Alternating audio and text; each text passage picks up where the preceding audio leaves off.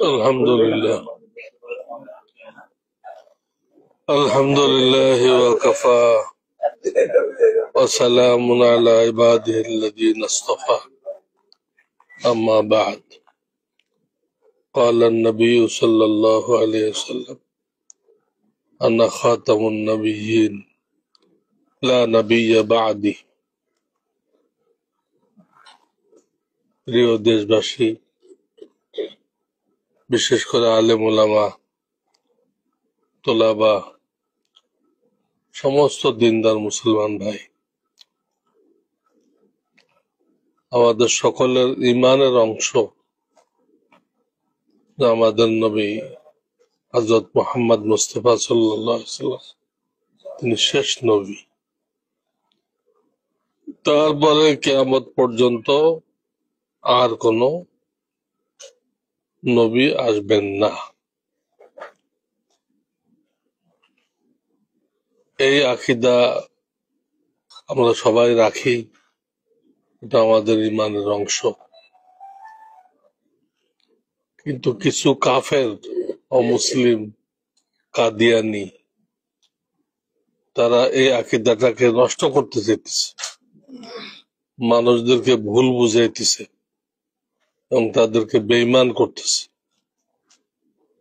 তারা বলে হানাফি শাফি কেমন আছো, এটাও একটা ওইরকম, আমরাও মুসলমান।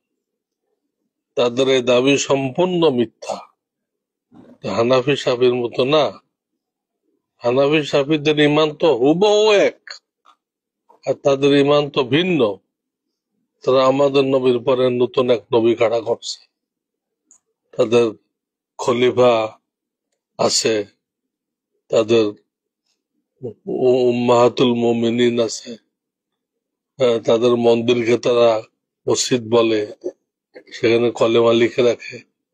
এসব দিয়ে অনেক সাদাসিধা মুসলমান বেঈমান হয়ে যেতেছে। এই মুহূর্তে আমাদের সব মুসলমানের একই দাবি যে তারা তো কাফের আছেই, এটাকে সরকারিভাবে কাফের ঘোষণা করা হোক। আমরা চাই না তাদেরকে কতল করে দেওয়া হোক, দেশান্তর করে দেওয়া হোক। তারা হিন্দু বৌদ্ধ যেভাবে আছে, একটা সংখ্যা লঘিষ্ঠ, এইভাবে তারাও থাকুক। কিন্তু ইসলামী কোনো শব্দ, ইসলামী কোনো পরিভাষা এবং তাকে নবী বলা, মুসলমানদেরকে গোমরাহ করা, এই সমস্ত কার্যকলাপ থেকে তাদের অবশ্যই বিরত থাকতে হবে। তো এটা তো তারা করতেছে না, তারা সরকারের সহযোগিতা নিয়ে আরো বেশি ক্ষতি করতেছে। এই মুহূর্তে আমাদের দায়িত্ব জোরদার আন্দোলন গড়ে তোলা, বিশাল আন্দোলন গড়ে তোলা এবং সরকারের উপরে চাপ সৃষ্টি করা, সরকারকে বাধ্য করা সরকার যেন এদেরকে কাফের ঘোষণা করে। তোমরা কাফের হিসেবে থাকো, বসবাস করো, মুসলমান দাবি করতে পারবেন না, তোমাদের মন্দিরকে মসজিদ বলতে পারবেন না।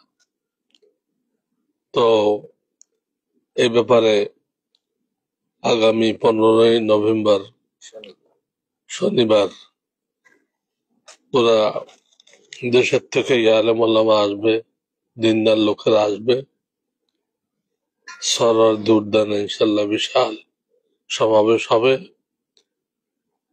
এবং শুধু বাংলাদেশ না, ভারত পাকিস্তান থেকে অনেক বড় বড় ওলামায়ে কেরাম আসবেন, দেশ বরেণ্য ওলামায়ে কেরাম, তারাও কথা রাখবেন। সেখানে আমরা সবাই হাজির হই এবং আমরা সবাই মিলে সরকারের উপরে জোর দাবি জানাই যে সরকার যেন অনতিবিলম্বে এই ফেরকাকে অমুসলিম ঘোষণা করে এবং এদের অপতৎপরতাকে বন্ধ করে দেয়, এবং সরকারকে এর জন্য বাধ্য করতে হবে, যে কোনো মূল্যে হয় করতে হবে।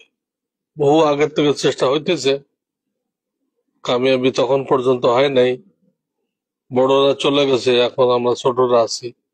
আল্লাহ কার চেষ্টা দিয়ে কাজ নেবেন আল্লাহ ভালো জানেন।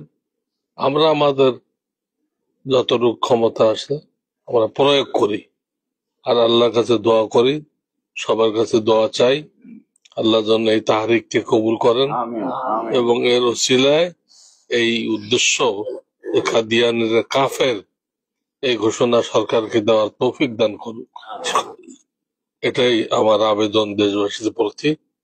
সবাই যেন কবুল করে জানমাল খরচ করে এই আন্দোলনে শরিক হয় এবং এক আওয়াজ সবাই তোলে। আল্লাহ সবাইকে তৌফিক দান করুন।